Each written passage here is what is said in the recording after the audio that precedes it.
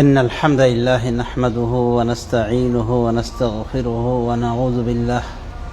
ونعوذ بالله من شرور أنفسنا ومن سيئات أعمالنا من يهده الله فلا مضل له ومن يضلل فلا هادي له وأشهد أن لا إله إلا الله وحده لا شريك له وأشهد أن محمدا عبده ورسوله أما بعد فإن خير الحديث كتاب الله وخير الهدي هدي محمد صلى الله عليه وسلم وشر الأمور محدثاتها وكل محدثة بدعة وكل بدعة ضلالة وكل ضلالة في النار وبعد فيا أيها العباد أيها المؤمنون اتقوا الله عز وجل وتزودوا من تقاكم لمعادكم وإني إذ أوصيكم بتقوى الله عز وجل أوصي نفسي بها فإنها خير الزاد ليوم المعاد والتقوى جماع كل خير والفسق جماع كل شر وفقنا الله للتقى وجنبنا الفسق والفجور والغوايا والضلال آمين। সম্মানিত সদস্যক মণ্ডলী, শ্রোতা মুসল্লি ভাইরা, আজকের এই খুতবার সংক্ষিপ্ত পরিসরে সূরা বনী ইসরাইলের 18 নম্বর আয়াত, 18, 19, 20, 21 এই আয়াতগুলির কিঞ্চিত ব্যাখ্যা বিশ্লেষণের নিয়ত করেছি। ওমা তৌফিক ইল্লা বিল্লাহ। এই আয়াতগুলি আমাকে অনেক ইম্পর্টেন্ট লাগলো, গুরুত্বপূর্ণ লাগলো। আর আল্লাহর আয়াত সবই তো গুরুত্বপূর্ণ। তো এখানে আল্লাহ রাব্বুল আমিন আমাদেরকে কিছু নীতিমালা শিখিয়েছেন, আমাদের মানে কিভাবে চলা উচিত আর কিভাবে চললে আমাদের নির্ঘাত জাহান্নাম ছাড়া আর কোনো ফায়সালা নাই, আর কিভাবে চললে আমাদের জন্য জান্নাত রয়েছে, দুনিয়ার সুখ রয়েছে। মহান আল্লাহ বলছেন, বা'দা আউযু বিল্লাহি মিনাশ শাইতানির রাজীম,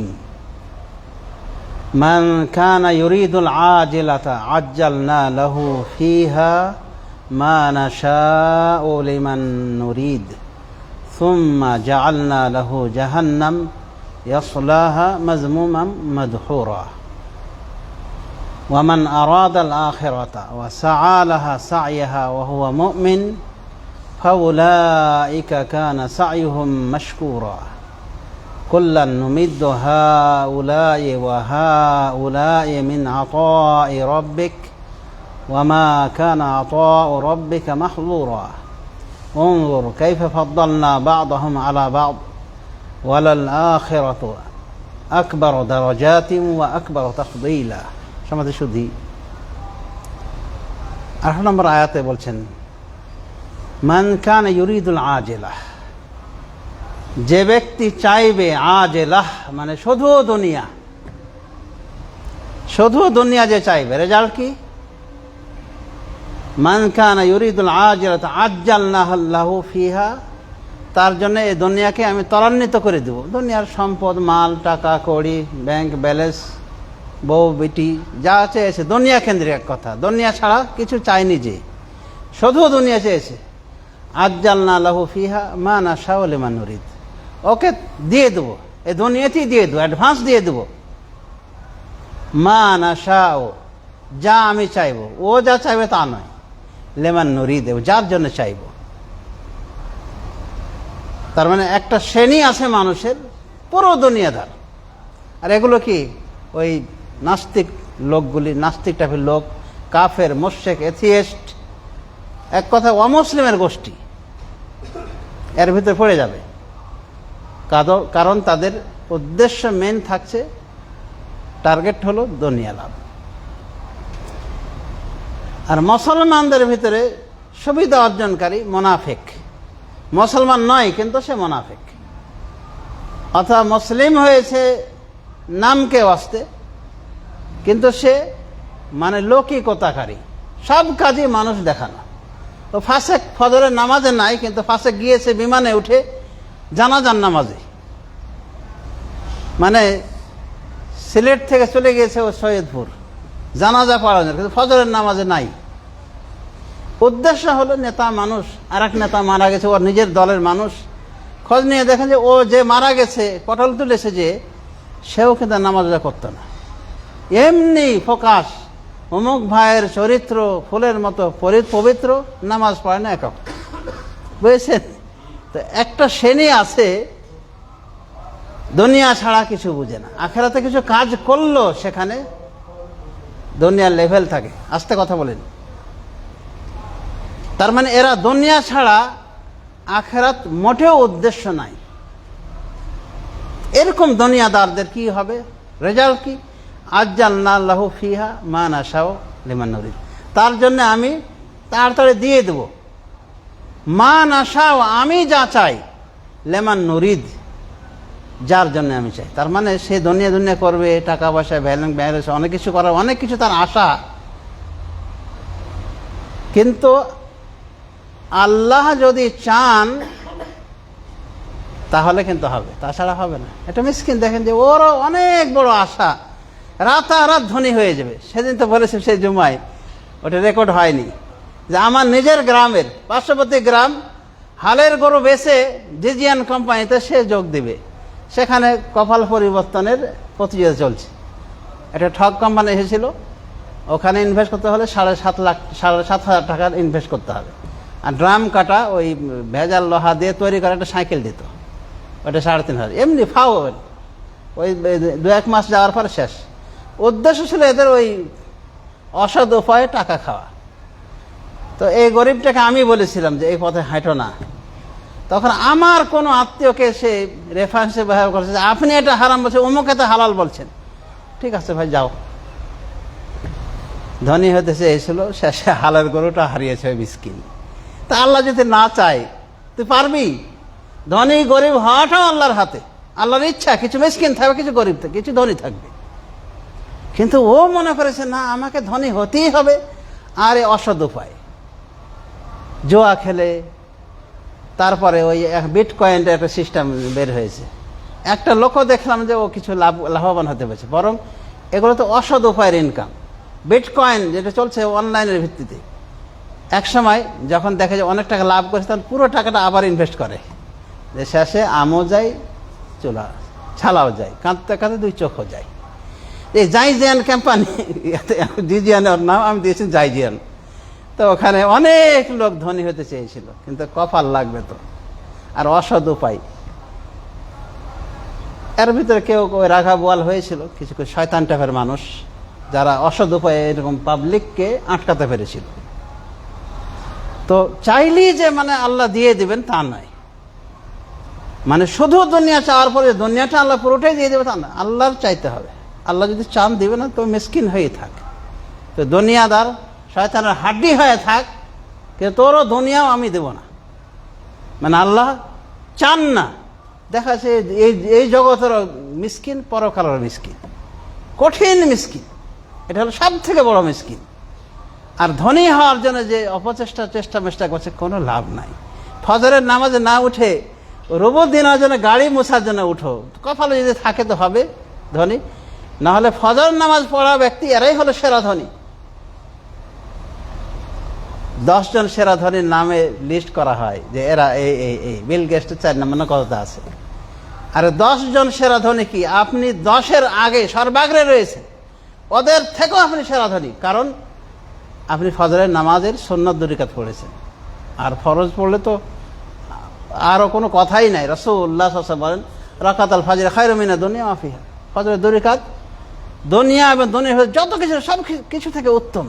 কিন্তু এই মিসকিন রুবু দিনের মূল্য থেকে ওর নিকটে ফজরের সুন্নাত থেকে উত্তম, ফরজ নামাজ থেকে উত্তম। আর ধনী হওয়ার তার মানে চেষ্টা, অপচেষ্টার মাধ্যমে সে ধনী হতে চেয়েছে, কিন্তু আল্লাহ রাব্বুল অনেক সময় শাস্তি লাগাই দেন না ওকে। পাইলেও আল্লাহ যতটুকু চেয়েছেন ততটুকু পাবে। তাহলে আমরা কি বুঝতে পারলাম? দুনিয়াদার এক শ্রেণী, শুধু দুনিয়া, কিন্তু এদেরকে আল্লাহ কখনো দেন কখনো দেন না। পরীক্ষা বলো, কাউকে পুরোটাই দেন না, কাউকে কিছু দেন, দেখা যাক কি করছে। এই দেখবেন এই লোকগুলির ভিতরে যারা পেয়েছে, দেখবেন যে সব অসৎ কাজ। এবং দুনিয়ার খামর, মদ এমনভাবে খেয়েছে মুরব্বী বুড়ো, যে 80-90 বছর বয়সে ওর হাজার হাজার কোটি টাকা লাগবে। এই জন্যে ক্ষমতা পেলে ক্ষমতার অপব্যবহার করেছে, ব্যাংক লোপাট করেছে, ইসলামী ব্যাংক, সোনালী ব্যাংক সব লোপাট করেছে। তারপরও ওর পেটটা ভরেনি, ধরা খেয়ে গেল শেষখানে। আর কি লাঞ্ছনা! এই যে লাঞ্ছনার, এটা আল্লাহ তার কপালে লিখে রেখেছে, একটা নগদ একটা শাস্তি। তো এই যে মনে করেন এই অবস্থায় কবরে যাওয়ার বয়স, এখানে প্রস্তুতি নেওয়ার দরকার ছিল। সালাফে সালেহ 40 থেকে প্রস্তুতি নিতেন। আরে বুড়ো মুরব্বী 80-85 বছর এই জাতীয় মুরব্বী হুঁশ ফিরে না। বেশিরভাগ দেখবেন পলিটিক অবস্থা যারা জড়িত রয়েছে, বেশিরভাগ অবস্থায় কোনো খবর না, মানে আখিরাতের জন্য কিছু করতে হবে এরকম চিন্তা চেতনা খুব কমই থাকে। তা আল্লাহ কি বলছেন এখানে? যে ব্যক্তি দুনিয়া চাইবে, দুনিয়ার জিনিস তাকে দিবেন, লিমান নাশা, মা নাশা ও লিমান নুরিদ, যার জন্য আমি চাইবো সেই পাবে, সবাই পাবে না। সুতরাং এরা হলো সব থেকে ক্ষতিগ্রস্ত, এরা হলো সব থেকে ক্ষতিগ্রস্ত, কারণ এরা দুনিয়া দিয়ে শেষ, দুনিয়াটাও পুরো পাবে না। কারণ কপাল লাগে, আল্লাহর ইচ্ছা লাগে। আল্লাহ যদি তাকে দেন সেটা আলাদা কথা, কিন্তু পরবর্তী স্টেপ আল্লাহ কি বলছেন? তিনি বলছেন, ওয়ামান আরাদাল আখিরাতা ওয়া সাআ লাহা সা'য়াহা ওয়া হুয়া মুমিন ফাউলাইকা কানা সা'য়ুহুম মাশকুরা। আর যারা, আগে তো দুনিয়াদারের কথা বলা হলো, ওর শাস্তি কি? ওর শাস্তি তো দুনিয়া থেকে অতটুকু হবে যতটুকু আল্লাহ দিবেন। এরপরে কি বলা হয়েছে? সুম্মা জাআলনা লাহু জাহান্নামা ইয়াসলাহা মাযমুমান মাদহুরা। এরপরে ওর জন্যে আমি নির্ধারণ করে দিয়েছি জাহান্নামকে, ইয়াসলাহা, সেখানে সে প্রবেশ করবে, মাযমুমান, নিন্দিত অবস্থায়, নিন্দিত, মাদহুরা, লাঞ্ছিত অবস্থায়, মানে ওর কোনো সম্মান কদর করা হবে না, ওকে জাহান্নামের ভিতরে নিক্ষিপ্ত করা হবে। তার মানে নিশ্চিত জাহান্নামে এই লোকগুলো, যারা দুনিয়া ছাড়া আখিরাতের কোনো কাজ করে না, আখিরাতকে বুঝতেও চায় না, আখিরাত তাদের মেইন টার্গেটও নাই, এই সমস্ত জাহেলগুলি, নাদানগুলি, এই সমস্ত ফাসেকগুলির স্থান হলো জাহান্নাম। সেখানে লাঞ্ছিত হয়ে প্রবেশ করবে, নিন্দিত হয়ে প্রবেশ করবে।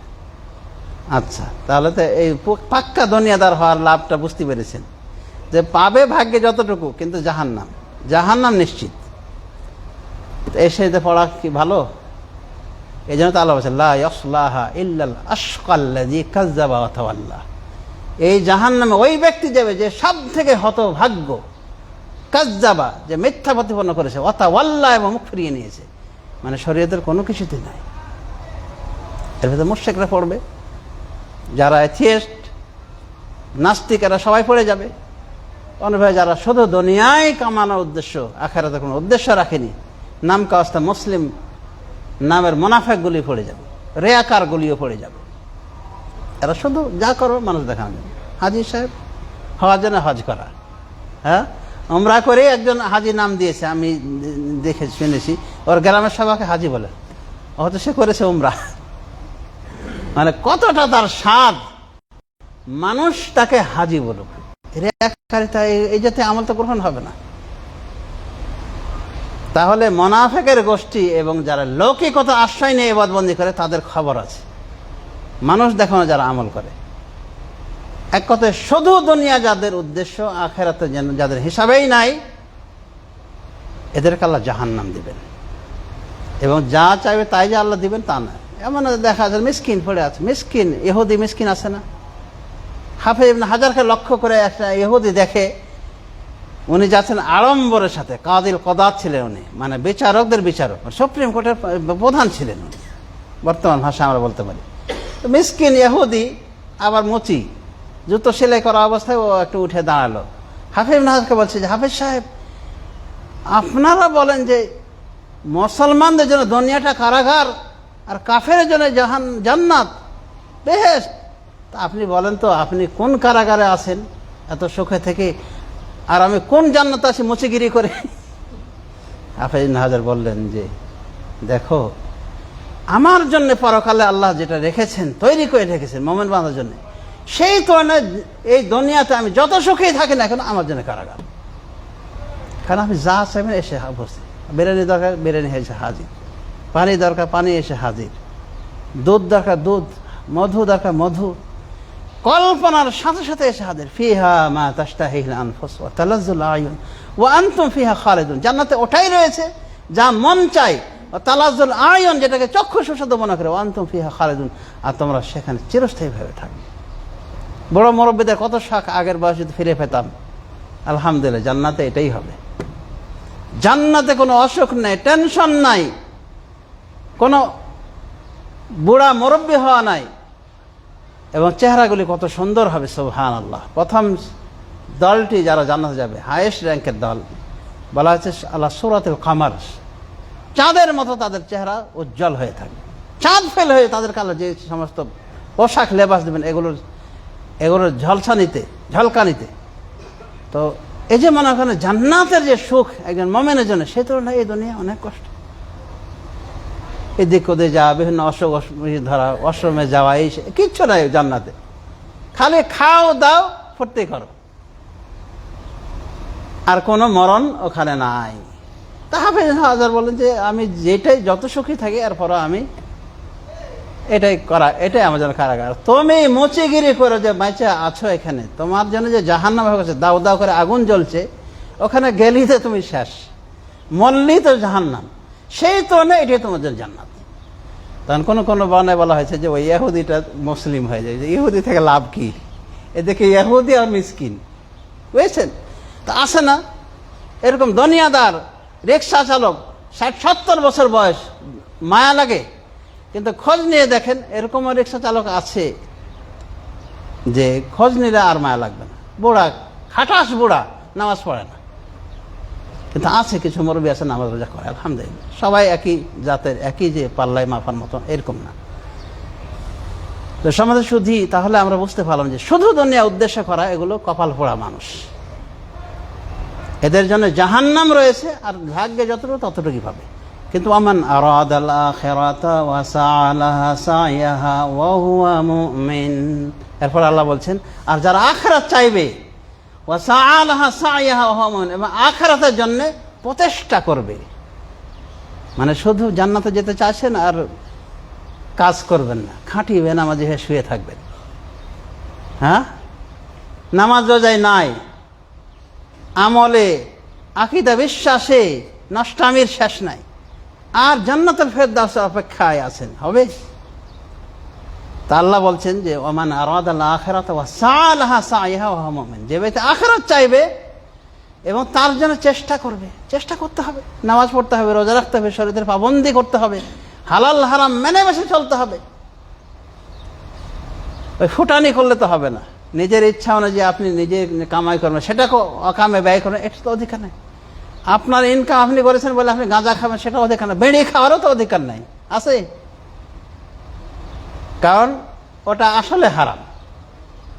জর্দা খাওয়ারও তো অধিকার নাই, কিন্তু জর্দাখোর হুজুর এটাকে কোনো রকম করে ধরে রেখেছে ফতোয়া দিয়ে যে এটা মাকরুহ।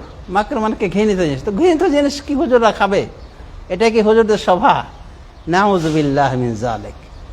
তো যা হোক সমাজ শুধু আল্লাহ কি বলছেন, ওমান আরাদাল আখিরাতা ওয়া সাআ লাহা সাইয়াহা, যে আখিরাত চাইবে এবং আখিরাতের জন্য চেষ্টা করবে। চেষ্টা করতে হবে আপনাকে, অলস বসে থাকলে আখিরাত কেমনে পাবেন আপনি? তা আল্লাহ বলছে, কয়টা কথা বলছেন, ওয়ামান আরাদাল আখিরাতা ওয়া সাআ লাহা সাইয়াহা ওয়া হুয়া মুমিন, আর যে আখিরাত চাইবে, ওয়া সাআ লাহা সাইয়াহা, এবং চেষ্টা করবে আখিরাত পাওয়ার জন্য, ওয়া হুয়া মুমিন, এবং সে ঈমানদার হবে। তার মানে আখিরাতের চেষ্টা কিন্তু করে, ইহুদিরাও করে, খ্রিস্টানরাও করে।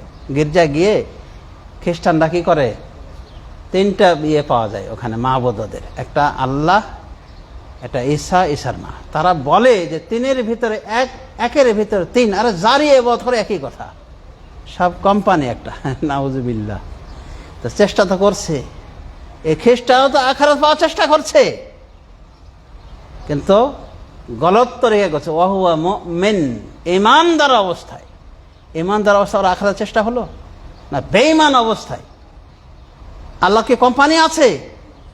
এটা কি ঈসা আলাইহিস সালাম আল্লাহর সন্তান? নাউযুবিল্লাহি মিন যালিক। এই 31st নাইট যে হলো, কত খ্রিস্টানের গোষ্ঠী তারা তো আছেই, আর আমাদের মুসলমান, কপাল পড়া মুসলমান সেখানে গিয়ে যোগ দিয়েছে। অত 31st নাইটের আকীদাটা যদি, বিশ্বাসটা যদি জানতো, আর তার ভিতরে যে ঈমান থাকতো, ঈমানের জাজবা, তাহলে কখনোই এই সমস্ত অভিশপ্ত অনুষ্ঠানে যেত না। এই খ্রিস্টানদের নববর্ষ, এই যে 1400, এই যে আমরা 2026 সালে উপনীত হয়েছি, 2026 সালের আগের দিনটা, একটা দিন আগেও তো ছিল, 2025 সাল ছিল। এমনকি 12টার 1 সেকেন্ড আগ পর্যন্ত এটা 2025 সাল ছিল, 26 পড়েছে। তো ওরা কি মনে করে যে ঈসা আলাইহিস সালামের, মানে যীশু খ্রিস্টের জন্ম দিবস, মানে তার জন্মের পরে উপরে আজ 2026 সাল চলছে। আর জন্মটা কার? ঈসা আলাইহিস সালাম কে তাদের নিকটে? আল্লাহর বেটা, মানে আল্লাহর বেটা সন্তান জন্ম নিয়েছিল এই দিনে, এই তারিখে, তাই তারা অনুষ্ঠান করে। আপনার কি বিশ্বাস এটা? যে না হলে গাধার মতো কেন শরীক হলেন? এতটুকু কোয়ালিটিহীন মূর্খ হলে তো চলবে না। কিন্তু এরকমই, এটাই বাস্তবতা, যে আমাদের বাংলাদেশে খ্রিস্টান অত কোথায় পাবেন, কিন্তু খ্রিস্টানদের কাজ করার লোকের অভাব নাই, বুঝছেন? কপাল পড়া মুসলিম সেখানে গিয়ে করে। আরো কিছু মূর্খ, জ্ঞানহীন, শরীয়তের জ্ঞান নাই, আবছা আবছা জ্ঞান, ওদেরকে স্বাগত জানায়, খ্রিস্টান ভাইদেরকে স্বাগতম। তার মানে ওরা আল্লাহর সন্তানের জন্মদিবস পালন করছে, আর এই কপাল পোড়া এ তো মূর্খ, এ তো করছেই, তাকে স্বাগতম জানা, সেখানে শরীক হয়েছে। আর এই ইসলামিক কানা দল, মূর্খ দল, ওদেরকে স্বাগতম জানাচ্ছে, হিন্দুকে স্বাগতম জানাচ্ছে, শারদীয় পূজা উপলক্ষে হিন্দুদেরকে স্বাগতম। What is this? এগুলোই কি ইসলাম? এভাবে ইসলাম পালন করতে হয়? আর ভোটের জন্য এমন পরিস্থিতি, এক পীর সাপ বলছে যে আমি কোনো জায়গায় দান করিনি, এটাই প্রথম দান, মানে হিন্দুদের ভিতরে দান করতেছে। কত সৎকর্ম করছে, মানে কতটা সে উচ্ছ্বাস। অথচ এগুলো মূর্খতা, এগুলো মূর্খতা, অজ্ঞতা। যদি জেনে শুনে এরকম কিছু করে তো কাফের হওয়ার সম্ভাবনা রয়েছে। কিন্তু এগুলো হয়ে থাকে অনেক সময়, নাউযুবিল্লাহি মিন যালিক। তো যাই হোক, সমাজ শুধু যেটা বলতে চেয়েছি, আখিরাত চাইতে হবে, আর প্রচেষ্টা থাকবে আখিরাতের জন্য। অলস বসে থাকলে হবে না, আর প্রচেষ্টা হতে হবে ঈমানের অবস্থায়। আর প্রচেষ্টা গলত তরিকা হতে হবে না, হওয়া যাবে না। ঈমানের অবস্থা, বেঈমান অবস্থায় প্রচেষ্টা করলে হবে না।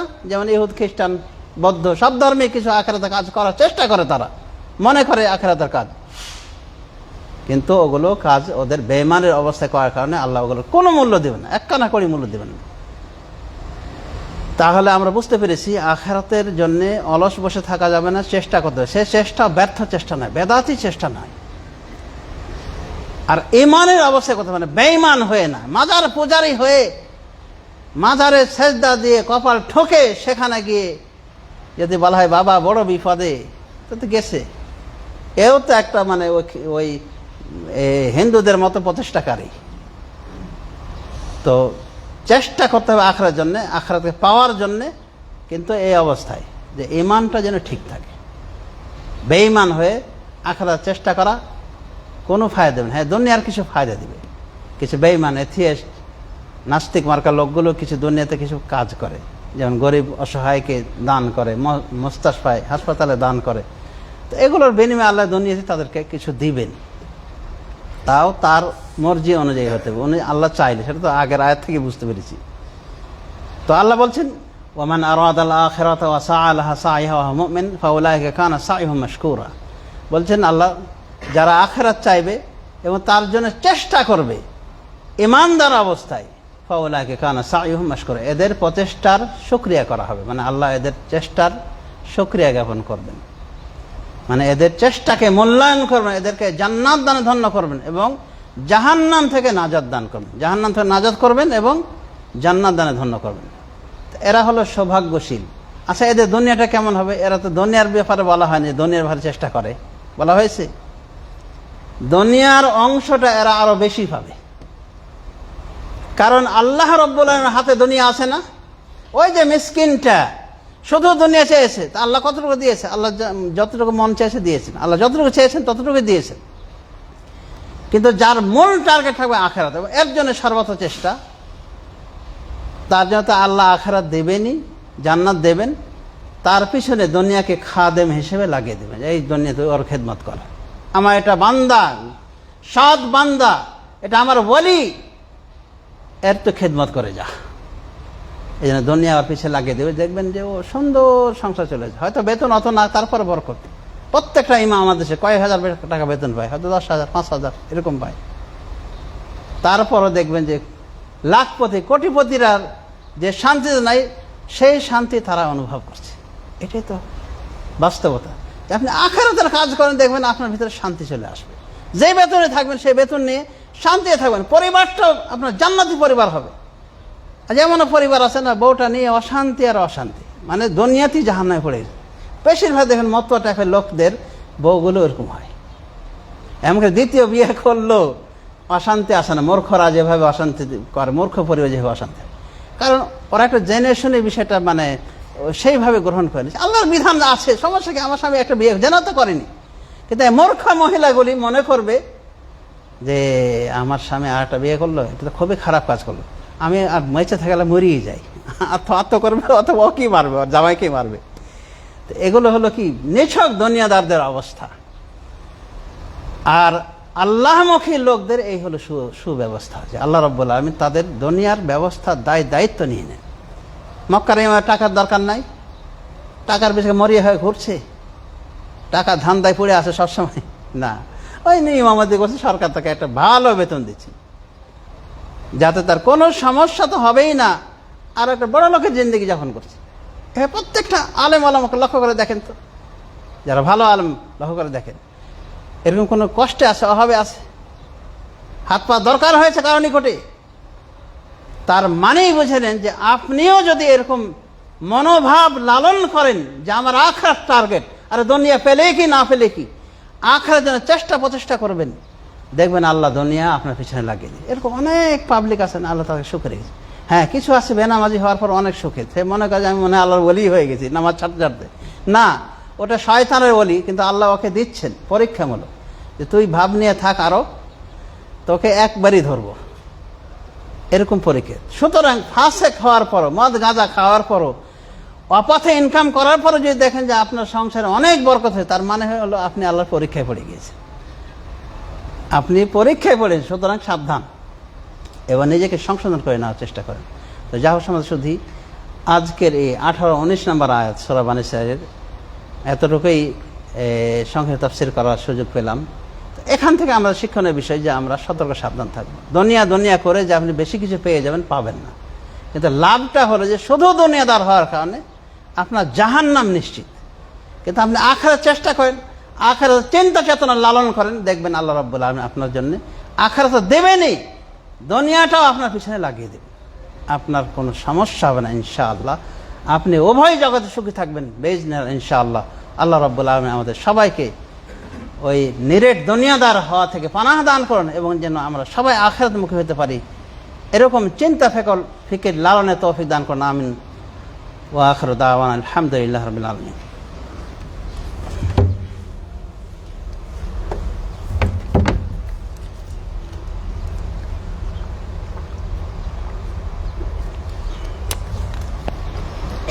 আলহামদুলিল্লাহ রাব্বিল আলামিন, ওয়াসসালাতু ওয়াসসালামু আলা নাবিয়িনা মুহাম্মদ ওয়া আলা আলিহি ওয়া সাহবিহি আজমাইন ওয়া তাবিঈন লাহুম বিইহসান ইলা ইয়াউমিদ্দিন, আম্মা বাদ। সমাজ শুধু খুতবার পরিসর সংক্ষেপ, বলতে অনেক কিছু চাই। তো যা হোক, আয়াত থেকে শিক্ষা গ্রহণ করার আছে অনেক কিছু, এই জন্যই আয়াত দুটিকে আমি সিলেক্ট করেছি, বা আরও আয়াত ওগুলো পরে আলোচনা হবে। তাহলে দুনিয়াদারিতে হয়ে কোনো লাভ নেই, এবং দুনিয়ার কিছু নিয়ে যেতে পারবেন কি কেউ মরার সময়? তো যারা আখিরাতমুখী হয় তারা যদি দুনিয়া লাভ করে, এরপরও কিন্তু আখিরাতের কাজে ওই দুনিয়াটাকে লাগিয়ে দেয়।